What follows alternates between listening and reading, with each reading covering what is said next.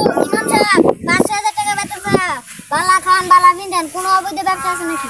আস্তাগফিরুল্লাহ, তওবা তওবা, অবৈধ ব্যবসা থাকবো কেন? তো এই ৫,০০০ টাকা বেতন পাওয়া বালা খান বালা বিন্দেন। আরে ভাই, আমরা যারা হুজুর আছি আমরা সবাই আল্লাহ সবসময় আল্লাহ তাআলার শুকরিয়া আদায়। আমরা যদি মাছ গোস্ত নাও খাইতে পারি কখনো প্রকাশ হই না। আমরা অভাবের মাঝে হাসি খুশি থাকার চেষ্টা করি। যাই হোক, এত অল্প টাকায় সংসার চলে কিভাবে? আরে ভাই, আমরা তো অল্প অল্প সবসময় খরচ করি আর সবসময় আল্লাহ তাআলার শুকরিয়া আদায় করি। কখনো আমরা প্রকাশ করি না, অল্প টাকায় আমরা ভালো আছি। তাছাড়া আমরা যে ইনকামটা এটা একটু বরকত দিচ্ছি, এর লিগে আমরা চলতে পারি। এখনকার মুন্সি বগুলা অনেক বক নাই, বালা ভাবছিলাম না, তারা বালা না। এই রমজানে বলছিলাম তাদের ইফতারি খামু, তারা অনেক বেশি বদমাইশি। বেগগুলো ইফতারি খাওয়াইতো না, একটা ইফতার খাওয়াইতো না। আসসালামু আলাইকুম সভাপতি। ওয়ালাইকুম আসসালাম। সভাপতি সাহেব, আগে ইমাম সাহেবকে সালাম দেওয়ার দরকার আছে। ধ্যাৎ, তুই আর ইমাম সাহেব আগে সালাম দিব, আর ইমাম সাহেব বালা নাকি এখন? সবগুলো ইমাম সাহেব খারাপ, তুই ইমাম সাহেবকে বলিস তুই বাড়িতে কাজ কর গা। আমার থেকে তুই বেশি বুঝস। সভাপতি সাহেব, এটা কোন ধরনের কথা বললেন? আমার এই অংশটা খারাপ হবো কেন? খারাপ করতেন কি কইতাম, কালকা সন্ধ্যাবেলা ইফতার সময় আপনার সাথে আমি বসেছিলাম।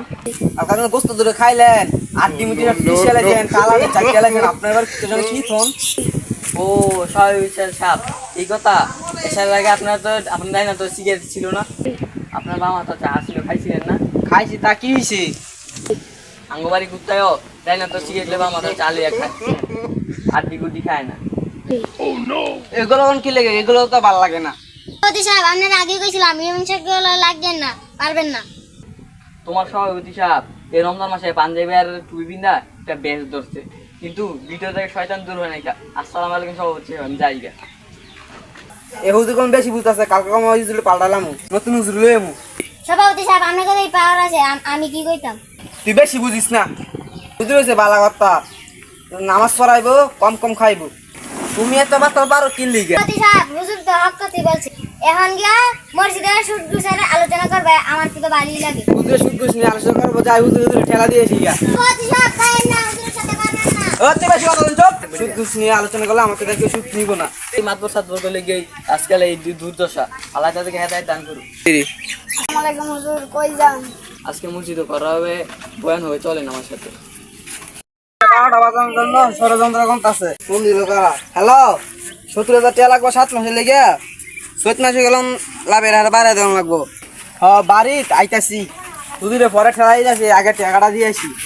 আপনার সুদ গুছার বয়ানটা অনেক বিশাল হয়েছে। এখন আমার চাকরি থাকে কিনা সন্দেহ। মানুষ দেখলাম বিরক্ত হয়ে গেছে। আমরা এলাম ইমান সাহেব, আঙ্গ হক কথা শুই না, কেডা খুশি হলো কেডা বেজার হলো, এইখান দেওয়ার বিষয় আমাদের আঙ্গ উপরে জবাব দেওয়ান লাগবো। আমরা যদি হক কথা না কইয়া মানুষের সাথে তাল মিলিয়ে কথা বলতাম তাহলে অনেক টাকার মালিক হইতাম। এইটা আমরা করি না, আমরা হক কথাই বলি। কার খারাপ লাগে কার ভালো লাগে এইটা দেওয়ার আমার বিষয় না। হয় ম্যাম সাহেব, আজকের আলোচনাটা কিন্তু ভালো হয়েছে। কিছু মানুষ বিরক্ত হয়েছে, এইটা ব্যাপার না। ভিডিওটা শুধু বিনোদনের জন্য, কেউ সিরিয়াসলি নেবেন না। ভিডিওটা ভালো লাগলে অবশ্যই লাইক কমেন্ট শেয়ার করবেন, সবাই আমাদের সাপোর্ট করবেন। সাবস্ক্রাইব করে যাবেন, সাবস্ক্রাইব করতে ভুলবেন না।